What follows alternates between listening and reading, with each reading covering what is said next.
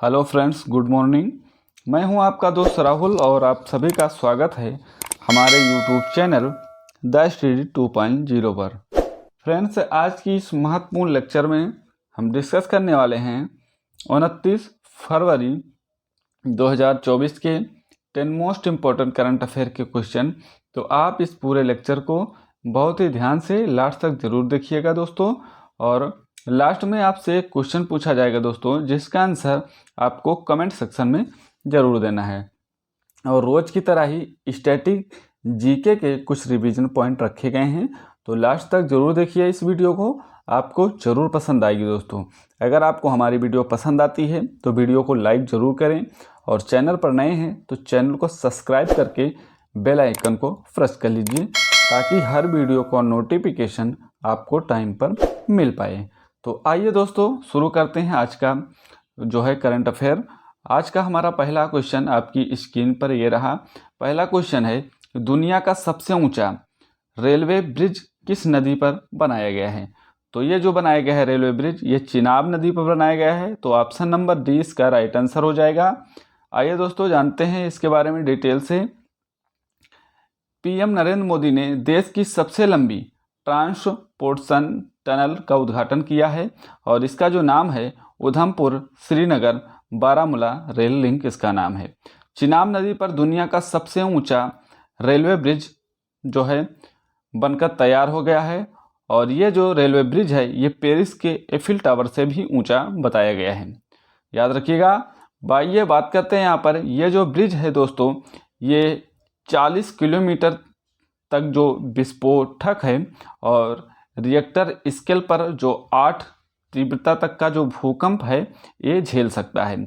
और इस नदी से इस ब्रिज की जो ऊंचाई बताई गई है वो है 359 मीटर इसकी ऊंचाई है। और लंबाई की बात करें तो 1.315 मीटर इसकी जो है लंबाई है इस ब्रिज की दोस्तों। और यह ब्रिज जो है 20 सालों में बनकर तैयार हुआ है, जिसकी जो है बनाने की घोषणा जो 2003 में हुई है। तो 2003 में जो इसकी घोषणा होती है बनाने की, और 20 साल में ये बनकर तैयार हो गया है। चिनाब रेलवे जो ब्रिज को तैयार करने में जो खंभे लगे थे वो 18 खंभे बनाए गए हैं इस रेलवे ब्रिज को तैयार करने में, तो याद रखिएगा। और इसकी जो लागत आई है वो 35,000 करोड़ रुपए की इसकी लागत आई है। अब दोस्तों बात करते हैं यहाँ पर क्वेश्चन नंबर 2 के बारे में। क्वेश्चन नंबर 2 है, अति महत्वपूर्ण क्वेश्चन है। Dada Saheb Phalke international film festival award 2024 में बेस्ट एक्टर का अवार्ड किसे दिया गया है? तो ये दिया गया है दोस्तों शाहरुख खान को। तो ऑप्शन नंबर डी इसका राइट आंसर हो जाएगा, शाहरुख खान। आइए जानते हैं इसके बारे में दोस्तों। Dada Saheb Phalke international film festival 2024 जो है उन फिल्मों को अवार्ड दिया गया है जो 2023 में रिलीज हुई हैं। साल 2012 में इस अवार्ड शो की जो फाउंडेशन रखी गई थी, और 2016 में ये अवार्ड की जो ऑफिशियल घोषणा हुई थी। दादा साहब फाल्के की जो लिगेसी की सेलिब्रिटी करने के लिए हर साल इस अवार्ड शो का आयोजन किया जाता है। तो हर साल इस जो है अवार्ड इस दिया जाता है, तो याद रखिएगा। आइए दोस्तों बात करते हैं 2024 में जो दादा साहब इंटरनेशनल जो अवार्ड दिए गए हैं उनके बारे में। देखिए, सबसे पहले तो बेस्ट फिल्म का अवार्ड जो दिया गया है वो दिया गया है जवान फिल्म को, और बेस्ट एक्टर का अवार्ड मैंने अभी बताया कि शाहरुख खान को दिया गया है, तो उनकी फिल्म जवान के लिए दिया गया है। और बेस्ट एक्ट्रेस जो दिया गया है अवार्ड वो दिया गया है रानी मुखर्जी को, मिसेज चटर्जी वर्सेज नॉर्वे के लिए दिया गया इनकी फिल्म को।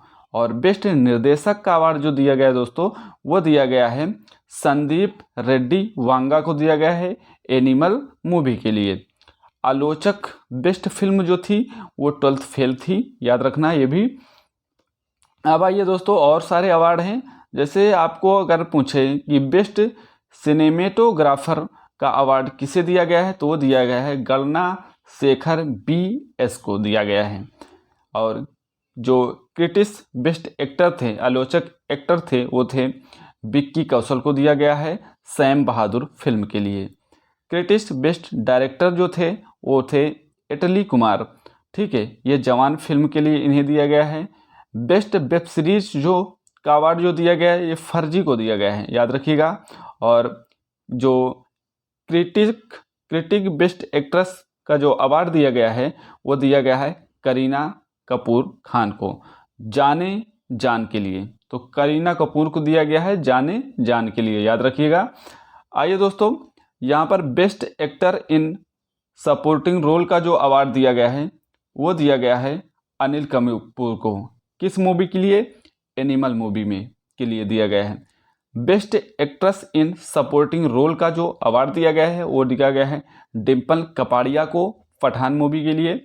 Best actor in negative role का जो अवार्ड दिया गया है वो बॉबी देओल को दिया गया है एनिमल मूवी के लिए। बेस्ट इंटरनेशनल फीचर फिल्म जो अवार्ड दिया गया है वो ओपन हाइमर को दिया गया है। और जो फिल्म ऑफ द ईयर का अवार्ड दिया गया है दोस्तों वो दिया गया है सलार पार्ट 1 सीज फायर को दिया गया है। दोस्तों याद रखिएगा। और क्रिटिक्स बेस्ट वेब सीरीज का जो अवार्ड दिया गया है दोस्तों वो दिया गया है द रेलवे मैन को दिया गया है। बेस्ट एक्टर इन वेब सीरीज का अवार्ड जो दिया गया है वो शाहिद कपूर को दिया गया है फर्जी के लिए। बेस्ट एक्ट्रेस इन वेब सीरीज का जो अवार्ड दिया गया है वो सुष्मिता सेन को दिया गया है आर्या सीजन 3, याद रखिएगा।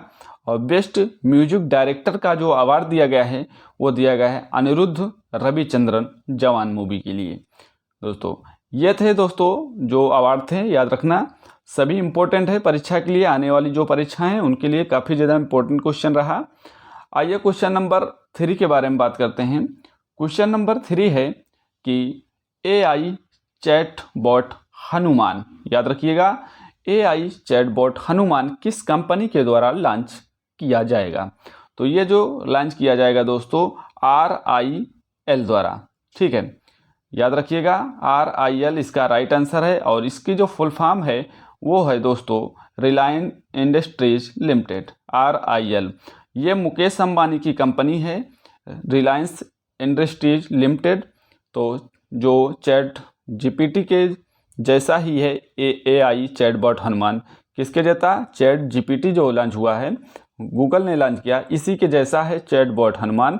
तो ये लॉन्च किया गया है RIL द्वारा, याद रखिएगा।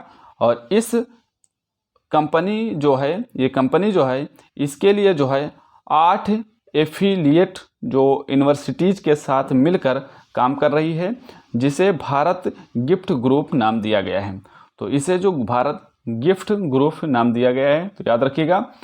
आइए दोस्तों बात करते हैं यहाँ पर केंद्र सरकार ने अभी महत्वपूर्ण जो करंट अफेयर है उनके बारे में चर्चा कर लेते हैं। तो केंद्र सरकार ने AI आधारित अनुवादित ऐप लॉन्च किया है। तो केंद्र सरकार ने लॉन्च किया है, तो याद रखना आपसे पूछ सकता है कि अनुवादित ऐप किसने लॉन्च किया है? तो ये केंद्र सरकार ने लॉन्च किया है।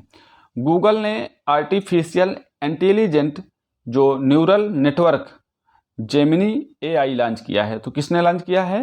ये गूगल ने लॉन्च किया है। आर्टिफिशियल इंटेलिजेंट रिसर्च जो संगोष्ठी 2023 का जो आयोजन किया गया है दोस्तों वो किया गया है नई दिल्ली में। गूगल द्वारा गूगल बोर्ड नामक आर्टिफिशियल इंटेलिजेंस संचालित जो है चैट बोर्ड लॉन्च किया गया है। तो मैंने अभी बताया कि चैट बोर्ड किसने लॉन्च किया है? तो गूगल ने लॉन्च किया है, तो याद रखिएगा। अब आइए दोस्तों बात करते हैं क्वेश्चन नंबर 4 के बारे में। क्वेश्चन नंबर हमारा 4 है कि अमीन सायानी का निधन हो गया है, वह कौन थे? तो अमीन जो सयानी थे ये एक रेडियो संचालक थे, इनका निधन हो चुका है। तो ऑप्शन नंबर C इसका राइट आंसर हो जाएगा, याद रखिएगा। आइए दोस्तों जानते हैं इनके बारे में। अमीन जो सयानी है इनका 91 साल की उम्र में मुंबई में निधन हो गया है। और जो ये सयानी है ये 1952 से 1994 तक रेडियो शो गीतमाला को होस्ट किया था, तो याद रखिएगा। अब दोस्तों बात करते हैं क्वेश्चन नंबर 5 के बारे में। क्वेश्चन नंबर 5 है कि मेद राम यात्रा किस राज्य में शुरू किया गया है? बहुत इंपॉर्टेंट क्वेश्चन है, याद रखिएगा। मेद राज जो यात्रा है दोस्तों वो तेलंगाना राज्य में शुरू किया गया है। इसका जो आंसर हो जाएगा ऑप्शन नंबर डी, इसका राइट आंसर हो जाएगा तेलंगाना राज्य। मेद राम यात्रा यहीं पर जो है शुरू किया गया है। आइए जानते हैं इसके बारे में। तो एशिया का सबसे बड़ा जनजातीय त्यौहार माना जाता है ये मेद राम जो यात्रा है, और ये तेलंगाना राज्य में शुरू किया गया है। मेद राम जो यात्रा है वो कुंभ मेले के बाद दूसरा सबसे बड़ा बताया गया है। तो मेद राम जो यात्रा है ये कुंभ मेले के बाद दूसरा सबसे बड़ा मेला है, और इसको जो है समक्का सरलम्मा यात्रा के नाम से भी जाना जाता है। और यह जो है वारंगल जिले में तड़वाई मंडल के मेद राम गांव में प्रारंभ होता है। तो कहाँ पर? वारंगल जिले के तड़वाई मंडल के मेद राम गांव में ये जो है प्रारंभ होता है मेला, याद रखिएगा। अब दोस्तों बात करते हैं यहाँ पर, ये एक आदिवासी त्यौहार है, आदिवासियों का त्यौहार ये मेद राम यात्रा आदिवासियों का। और एक अन्यायपूर्ण कानून के खिलाफ शासकों के विरुद्ध एक माँ और बेटी जो समक्का और सरलम्मा की लड़ाई का प्रतीक है, तो याद रखिएगा। और बता दें कि ये जो है 1996 में एक राज्य महोत्सव घोषित किया गया है। तो 1996 में एक राज्य महोत्सव घोषित किया गया है, कोया जनजाति के द्वारा यह मनाया जाता है। तो ये जनजाति थोड़ा सा याद रखना, कोया जनजाति के द्वारा ये मनाया जाता है। दोस्तों बात करते हैं बहुत प्रमुख मेलों की। तो भारत में जो प्रमुख मेले हैं उनके बारे में एक बार डिस्कस कर लेते हैं। अगर आपसे पूछे विश्व पुस्तक मेला, ये नई दिल्ली में लगता है। गंगा सागर मेला, ये पश्चिम बंगाल का मेला है। पुष्कर मेला, ये राजस्थान में लगता है। सोनपुर मवेशी मेला, ये बिहार का है और पशुओं का सबसे बड़ा मेला है। और हेमिस गोम्पा मेला, ये लद्दाख का मेला है। अम्बुवाची मेला, ये असम राज्य का है, याद रखिएगा असम राज्य। और कोलायत मेला, यह राजस्थान का मेला है। और बड़ेश्वर धाम मेला, यह राजस्थान का मेला है, जो है राजस्थान में लगता है। आइए दोस्तों बात करते हैं नेक्स्ट क्वेश्चन। क्वेश्चन नंबर 6 है कि विश्व मातृभाषा दिवस कब मनाया जाता है। ये जो विश्व मातृभाषा दिवस है दोस्तों, ये हर साल 21 फरवरी को मनाया जाता है। तो ऑप्शन नंबर इसका सी राइट आंसर हो जाएगा, याद रखिएगा। आइए दोस्तों जानते हैं डिटेल में इसके बारे में। तो 21 फरवरी 2024 को विश्व मातृभाषा दिवस मनाया गया है, और इस बार जो इसकी थीम है वो है बहुभाषी शिक्षा और पीढ़ीगत शिक्षा का आधार इसकी थीम रखी गई है। यूनेस्को ने 1999 में जो है 21 फरवरी को अंतर्राष्ट्रीय मातृभाषा दिवस मनाने का निर्णय लिया। तो 1999 में ये घोषित किया गया है कि मातृभाषा दिवस 21 फरवरी को मनाया जाए दोस्तों। और 2000 में संपूर्ण विश्व में यह दिवस मनाया जाने लगा। तो 2000 से ये मनाया जाने लगा। सन 2000 से ये जो दिवस है पूरे विश्व में जो है मनाया जाने लगा। आइए दोस्तों बात करते हैं यहाँ पर भाषा से संबंधित महत्वपूर्ण दिवस के बारे में। भाषा से संबंधित जितने भी दिवस हैं एक बार रिवीजन कर लेते हैं। अगर आपसे पूछे हिंदी दिवस, विश्व हिंदी दिवस, तो विश्व जो हिंदी दिवस है वो 10 जनवरी को मनाया जाता है। और जो केवल हिंदी दिवस आपसे पूछे तो वो 14 सितंबर को मनाया जाता है। दोनों याद रखेंगे दोस्तों। विश्व हिंदी दिवस की बात करें तो 10 जनवरी बताएंगे, और दोस्तों और हिंदी दिवस की बात करें तो 14 सितंबर बताएंगे। अंग्रेजी भाषा जो दिवस है वो 23 अप्रैल को मनाया जाता है। अंतर्राष्ट्रीय अनुवाद दिवस जो है वो 30 सितंबर को मनाया जाता है। और स्पेनिश भाषा दिवस जो है वो 23 अप्रैल को मनाया जाता है। चीनी भाषा दिवस जो है वो 20 अप्रैल को मनाया जाता है। और यूरोपीय भाषा दिवस जो है वो 26 सितंबर को मनाया जाता है। तो ये थे दोस्तों सभी भाषाओं से संबंधित दिवस, एक बार रिवीजन कर लेंगे आप लोग। आइए दोस्तों बात करते हैं, यहाँ पर मैंने बताया आपको ये रिपीट हो गया है, ठीक है दोस्तों, तो याद रखना। यहाँ पर क्वेश्चन नंबर 7 की बात करते हैं। तो क्वेश्चन नंबर 7 है कि रायसीना डायलॉग का 9वां संस्करण कहाँ शुरू हुआ है। तो दोस्तों ये जो रायसीना डायलॉग है और इसका 9वां संस्करण है इस बार, तो ये जो शुरू हुआ है दोस्तों ये नई दिल्ली में शुरू हुआ है। तो ऑप्शन नंबर सी इसका राइट आंसर हो जाएगा, नई दिल्ली, याद रखिएगा। बात करते हैं यहाँ पर जो पीएम नरेंद्र मोदी ने नई दिल्ली में जो है रायसीना डायलॉग के 9वें संस्करण का उद्घाटन यहाँ पर किया है नई दिल्ली में। और यहाँ पर जो मुख्य अतिथि थे वो थे ग्रीस के जो प्रधानमंत्री हैं किरियाकोस मित्सोटाकिस, जो यहाँ के मुख्य अतिथि हैं, वहाँ के प्रधानमंत्री हैं दोस्तों, ठीक है, ग्रीस के।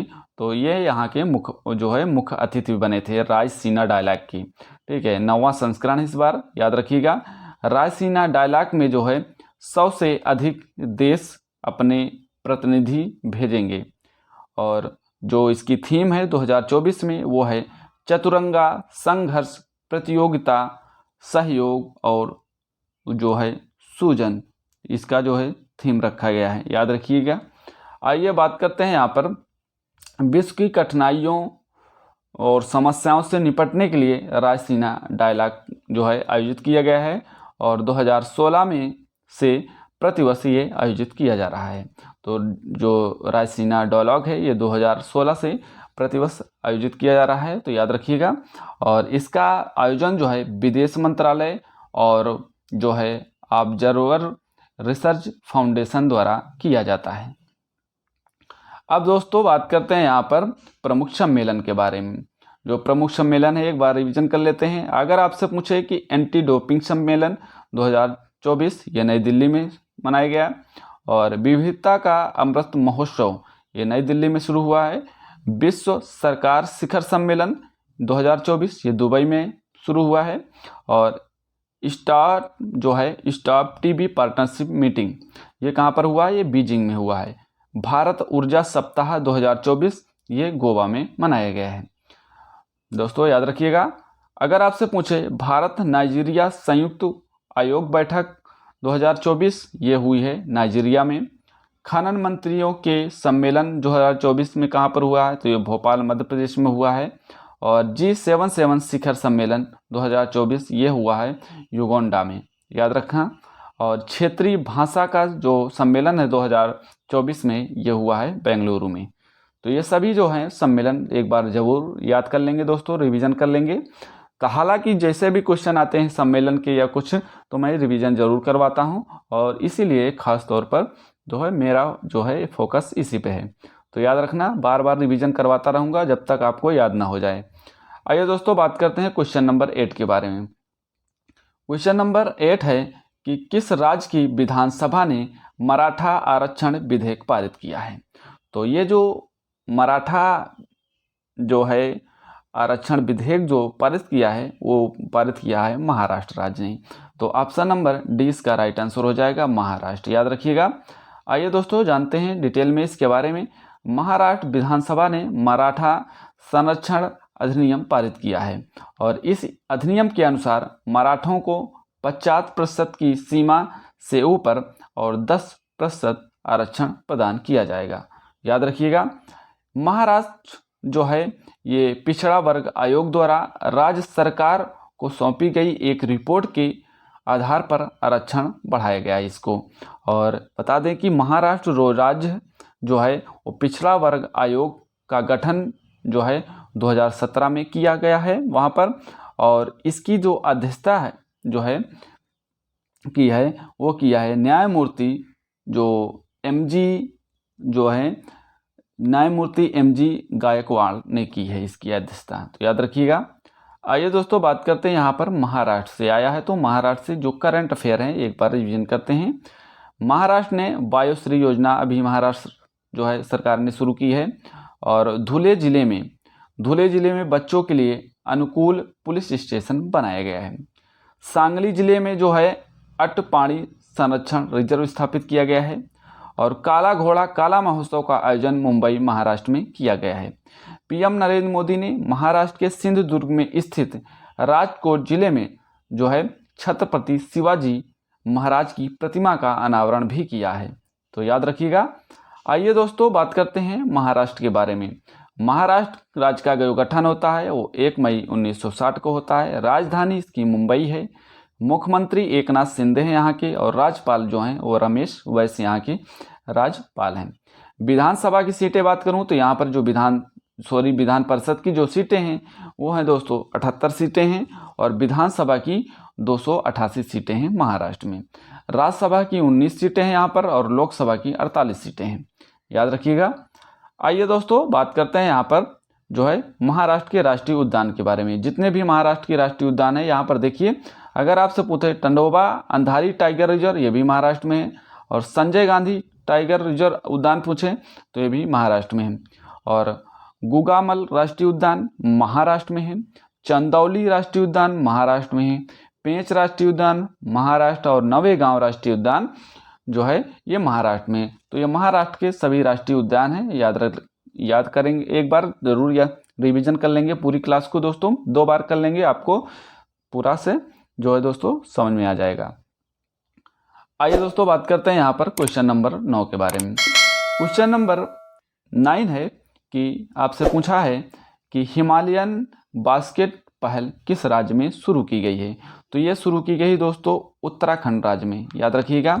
उत्तराखंड राज्य में हिमालयन बास्केट पहल की शुरुआत की गई है, तो उत्तराखंड इसका राइट आंसर हो जाएगा। आइए जानते हैं उत्तराखंड के बारे में। तो उत्तराखंड के जो सीएम है वो पुष्कर धामी हैं, और इन्हीं के द्वारा हिमालयन बास्केट पहल की शुरुआत की गई है। हिमालयन बास्केट के तहत जो है दद हल्दी यहाँ पे दूध है, दूध हल्दी पुदीना उत्पाद जो है खरीद कर इनसे विभिन्न उत्पाद तैयार कर निर्यात किए जाएंगे। हिमालयन बास्केट की जो शुरुआत होती है वो 2018 में सुमित और जो है स्नेहा जो थपलियाल है इन्होंने की है, और इसका जो उद्देश्य है वो है समृद्ध कृषि संसाधनों का लाभ उठाकर स्थानीय रोजगार को बढ़ावा देना इसका उद्देश्य है। अब आइए दोस्तों बात करते हैं यहाँ पर स्वतंत्रता के बाद समान नागरिक संहिता विधेयक जो पारित करने वाला जो राज्य बना है वो बना है उत्तराखंड, और जो स्वतंत्रता का पहले गोवा है उसको याद रखेंगे, लेकिन स्वतंत्रता के जो नागरिक संहिता स्वतंत्रता के बाद जो है नागरिक संहिता विधेयक पारित करने वाला जो राज्य बना है वो उत्तराखंड बना है अभी हाल ही में, याद रखेंगे। न्यायमूर्ति रितु बाहरी ने उत्तराखंड उच्च न्यायालय की पहली महिला मुख्य न्यायाधीश के रूप में शपथ ली है, तो उनका नाम भी याद रखेंगे, रितु बाहरी। आइए दोस्तों बात करते हैं यहाँ पर उत्तराखंड वैश्विक निवेश शिखर सम्मेलन का आयोजन जो है वो देहरादून में हुआ था, और उत्तराखंड ने मेडिकल कॉलेज में हिंदी में MBBS पाठ्यक्रम शुरू करने की घोषणा की है, तो हिंदी में उत्तराखंड ने शुरू की है, याद रखेंगे। और रोजगार प्रयाग पोर्टल की शुरुआत जो की गई है वो उत्तराखंड में की गई है। अब दोस्तों बात करते हैं यहाँ पर उत्तराखंड के बारे में। देखिए उत्तराखंड की जो राज्य है ये इसका गठन होता है 9 नवंबर 2000 में उत्तराखंड राज्य का गठन किया जाता है, और राजधानी इसकी देहरादून है। मुख्यमंत्री यहाँ पर पुष्कर सिंह धामी हैं, राज्यपाल है गुरमीत सिंह यहाँ के राज्यपाल हैं। विधानसभा की यहाँ पर 70 सीटें हैं, राज्यसभा की 3 सीटें और लोकसभा की 5 सीटें हैं उत्तराखंड में। आइए दोस्तों बात करते हैं क्वेश्चन नंबर 10 के बारे में। यह हमारा आज का लास्ट क्वेश्चन है। आपसे पूछा गया है कि global initiative on digital health की शुरुआत किसने की है। तो ये जो की है ये WHO ने की है, तो ऑप्शन नंबर सी इसका राइट आंसर हो जाएगा, याद रखना। तो global initiative on digital health की जो शुरुआत की है वो WHO ने की है। आइए जानते हैं इसके बारे में। तो WHO का जो पूरा नाम होता है विश्व स्वास्थ्य संगठन, तो विश्व स्वास्थ्य संगठन ने global initiative on digital health की शुरुआत की है, और इन देशों के बीच ज्ञान डिजिटल उत्पाद साझा करने के लिए डिजिटल स्वास्थ्य मंच है ये। इसकी जो सहमति 2023 में भारत की जो G20 अध्यक्षता थी इसके दौरान जो है इसकी जो सहमति व्यक्त की गई थी वहाँ पर, तो याद रखना। बात करते हैं यहाँ पर विश्व स्वास्थ्य संगठन के बारे में। तो इसकी जो स्थापना होती है वो 7 अप्रैल 1948 को स्थापना की जाती है, और मुख्यालय जो है वो जेनेवा स्विट्जरलैंड में इसका मुख्यालय है। और प्रमुख की बात करूं, जो इसके प्रमुख हैं वो डॉक्टर टेड्रोस एधनोम इसके जो प्रमुख हैं, और केप वर्दे को मलेरिया मुक्त देश घोषित किया है WHO ने। आइए दोस्तों बात करते हैं आज के स्टैटिक जीके के बारे में। आज का स्टैटिक जीके का पहला पॉइंट है कि लाख बख्श के नाम से जाना जाने वाला भारतीय शासक कौन था। तो ये था कुतुबुद्दीन ऐबक। 1892 के भारतीय परिषद संशोधन के नाम से भी जाना जाता है, तो वो जाना जाता है लॉर्ड क्रॉस का अधिनियम। कौन सी नदी विंध तथा सतपुड़ा पर्वत श्रृंखला के मध्य से होकर गुजरती है। तो ये है नदी नर्मदा नदी। वीरभूमि किस व्यक्ति से संबंधित है। तो ये राजीव गांधी से संबंधित है। राजीव गांधी की यह समाधि स्थल है, याद रखेंगे। राज्यसभा के लिए नामित प्रथम फिल्म अभिनेत्री कौन थी। तो ये थी नरगिस दत्त। भारत में अंग्रेजी शिक्षा का मैग्ना कार्टा किसे कहा जाता है। तो ये कहा जाता है वुड डिस्पैच को, और 1854 का है। राष्ट्रपति शासन में राज्य का प्रमुख शासन संचालक कौन होता है। तो ये होता है राज्यपाल। 16 महाजनपदों की सूची किस में उपलब्ध है। तो ये है अगुंतर निकाय में। संसद के किसी भी सदन के 2 सत्रों के बीच अंतराल किससे अधिक नहीं होना चाहिए। तो ये 6 महीने से अधिक नहीं होना चाहिए। ये था दोस्तों स्टैटिक जीके का रिवीजन। कल का हमारा क्वेश्चन था आपसे कि 2024 पेरिस ओलंपिक के लिए मशाल वाहक के रूप में किसका चयन किया गया है। तो इसका जो राइट आंसर था अभिनव बिंद्रा। तो ऑप्शन नंबर सी इसका राइट आंसर था। आज का हमारा प्रश्न है आपसे कि शुभिका पेंडिक्स का संबंध किस राज्य से है। तो इसका जो राइट आंसर है आप कमेंट सेक्शन में ज़रूर बताइएगा। दोस्तों वीडियो कैसी लगी। अगर वीडियो आपको पसंद आई हो तो वीडियो को लाइक ज़रूर करें दोस्तों, और अपने दोस्तों तक एक बार वीडियो को शेयर भी कर दें, और चैनल पर नए हैं तो चैनल को जो है सब्सक्राइब भी कर लें। तो दोस्तों मिलते हैं आप सभी को नेक्स्ट वीडियो में। आज के लिए सभी दोस्तों को जय हिंद, जय भारत।